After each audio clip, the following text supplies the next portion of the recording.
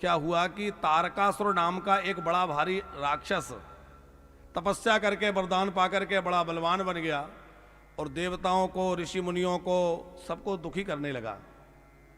उसको वरदान था कि मैं मरूंगा तो केवल शंकर जी के पुत्र से मरूंगा और किसी से नहीं मरूंगा। उसने ये वरदान इसलिए मांगा कि भगवान शंकर तो समाधि में बैठे थे और भगवान शंकर की जो अर्धांगिनी माता सती थी वो अपना देह त्याग कर चुकी थी। अब उनके घर में तो पत्नी ही नहीं है, समाधि में बैठे हैं, समाधि से उठते ही नहीं है, तो इनके बेटा होने की संभावना नहीं है। तारकासुर ने सोचा बेटा होगा नहीं और मैं मरूंगा नहीं। बड़ा आतंक उसने मचा दिया। देवता दुखी हो गए, प्रजा त्राही त्राही करने लगी। सब लोगों ने कहा भाई क्या किया जाए। ब्रह्मा जी ने कहा किसी प्रकार भगवान शंकर की समाधि तोड़वाई जाए। समाधि टूट जाएगी तो भोले बाबा से हम प्रार्थना करेंगे कि हिमालय राज की पुत्री पार्वती आपकी प्राप्ति के लिए तपस्या कर रही है, आप विवाह कर लीजिए। और विवाह होगा तो इनके सुंदर संतान होगी और इनकी संतान होगी तो पुत्र के द्वारा ये राक्षस मारा जाएगा। तो भगवान शंकर की समाधि जल्दी टूटने वाली नहीं। बहुत प्रयत्न किए पर शिव जी की समाधि भंग नहीं होती। तो कामदेव नाम के एक देवताओं के यहां एक देवता हैं, उनका काम ही यही है कि कोई ऋषि मुनि तपस्वी तपस्या में लगे तो वो उसके मन को विकार युक्त करके और उसको समाधि से विचलित कर देते हैं।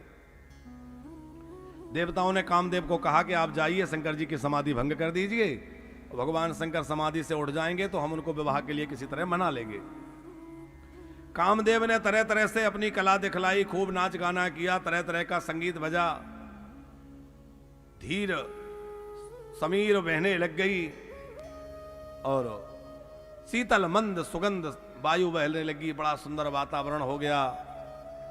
कामदेव खूब नाचते नाचते थक गए, संगीत बजाते बजाते गाते गाते थक गए, लेकिन भगवान शंकर के मन में कोई क्षोभ नहीं हुआ, उनकी समाधि में कोई फर्क नहीं पड़ा, समाधिस्थ बैठे रहे। अब कामदेव परेशान हो गए, क्या किया जाए।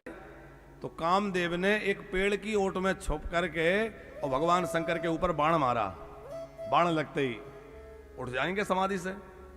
वो बाण भगवान शंकर के हृदय में जाकर लगा और भगवान शंकर के हृदय में राम जी बैठे हैं और काम का बाण राम को लगे, ये भगवान शंकर कैसे सहन करेंगे। भगवान शंकर की समाधि खुल गई, उठ के खड़े हुए और चारों ओर देखा कि ऐसा कौन है जिसने मेरे ऊपर बाण चलाया।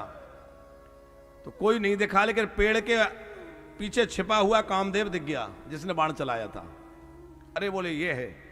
और जैसे ही तीसरा नेत्र भगवान शंकर का खुला, दृष्टि पड़ते ही जल करके जो है वो राख की ढेरी बन गया। कामदेव जल के स्वाहा हो गया। देवता यहां वहां छिपे थे, वो सब आए, भगवान शंकर की स्तुति करने लगे, हे महादेव अब अपना क्रोध शांत करिए।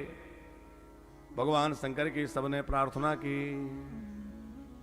भगवान शंकर तो बड़ी जल्दी प्रसन्न होते हैं। बोले बाबा शांत हो गए। ब्रह्मा जी ने कहा कि भगवान सब देवता जो है वो आपका विवाह देखना चाहते हैं। निज नयनन देखन चाहि नाथ तुम्हार विवाह, सब तुम्हारा विवाह देखना चाहते हैं। तो भोले बाबा ने कहा कि यदि सबकी इच्छा है और सब इसी में प्रसन्न है तो चलो हम विवाह करेंगे। भोले बाबा ने विवाह की स्वीकृति दे दी। अब भोले बाबा जब विवाह करने के लिए तैयार हो गए तो देवताओं को एक आश्चर्य हुआ कि जब विवाह करना ही था तो बेचारे कामदेव को क्यों जला दिया, और जब कामदेव को जला ही दिया तो विवाह करने की स्वीकृति कैसे दे दी। दोनों बातें एक दूसरे की विरोधी हैं। ब्रह्मा जी ने कहा उसमें क्या है, पूछ लेते। तो ब्रह्मा जी ने कहा सब देवताओं के मन में ये बड़ा आश्चर्य है कि आपने ऐसा क्यों किया। भोले बाबा बोले यदि मैं कामदेव को नहीं जलाता तो आने वाले समय में लोग कहते कि भगवान शंकर ने काम की प्रेरणा से विवाह कर लिया, और मैं जगत को दिखाना चाहता हूं कि मैं काम की प्रेरणा से नहीं, मैं तो अपने राम की प्रेरणा से विवाह करने जा रहा हूं, इसमें मेरे राम की इच्छा है।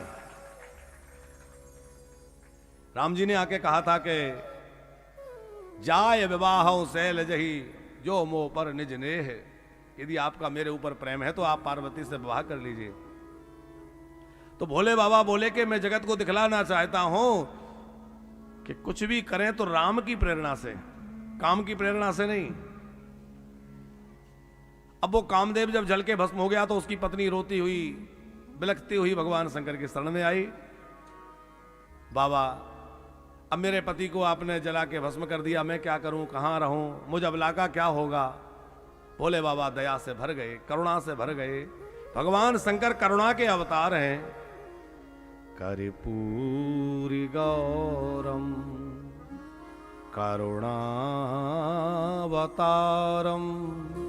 संसार सारम भुजगेन्द्र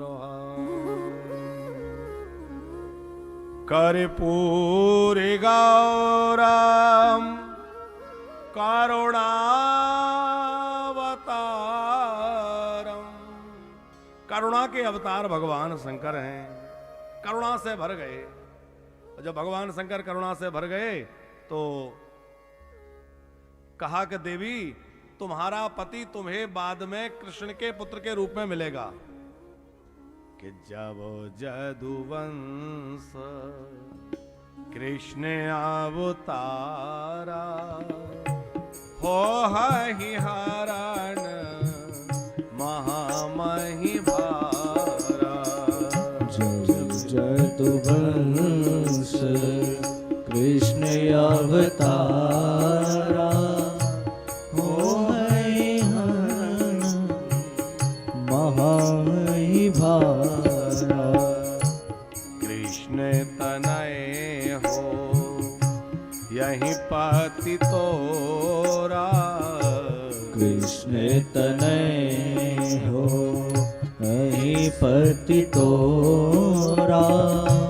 बचन अन्यथा होहि न मोरा। वचन अन्यथा होए न मोरा। जब जदुवंश कृष्ण अवतारा। जब जदुवंश कृष्ण अवतारा हो ही हरण महामहि भारा। हो ही हरण महामहि भारा। जिस समय द्वापर युग में पृथ्वी का भार हरण करने के लिए भगवान कृष्ण रूप में प्रकट होंगे तो तुम्हारा पति तुम्हें उनके पुत्र के रूप में पुनः मिलेगा। अब वो रति जी बोली कि अरे वो तो कब समय आएगा। तब कहा कि तब तक तुम्हारा पति बिना शरीर के ही सब में व्याप्त रहेगा। तो अनंग बनकर के बिना अंग के ही कामदेव सबके अंदर प्रवेश कर गया। और वही कामदेव आज श्री कृष्ण के प्रथम पुत्र पहले बेटे के रूप में जन्म लिए। श्री सुखदेव जी कह रहे हैं, कामास्तु वासुदेवांसो दग्धः प्राग रुद्रमन्युना देहोपपत्तये भूयस तमेव प्रतपद्यते। वही कामदेव श्री कृष्ण के पहले बेटे के रूप में जन्म लिए। अभी तो उत्सव चल ही रहा था जन्म का, और उसी समय एक असुर आया और छल पूर्वक जो है वो बालक को उठा करके ले गया और ले जाके समुद्र में फेंक दिया। परीक्षित जी ने पूछा कि वो राक्षस कौन था। बोले उसका नाम था संभ्रासुर। उसको पता था कि मेरी मृत्यु श्री कृष्ण के पुत्र के द्वारा होनी है। उसने सोचा कि कृष्ण का पुत्र ही जीवित नहीं रहेगा तो मुझे कैसे मारेगा, ले जाके समुद्र में फेंक दिया। पर आप जरा विचार करिए कि अपनी मृत्यु को कोई मार सकता है क्या? अरे ये मृत्यु लोक है, यहां जो जन्म लिया है उसको मरना ही पड़ेगा। जो जन्मा है वो निश्चित मरेगा। जातस्य ही ध्रुव मृत्यु ध्रुवम जन्म मृतस्व चा। जिसका जन्म है उसकी मृत्यु है।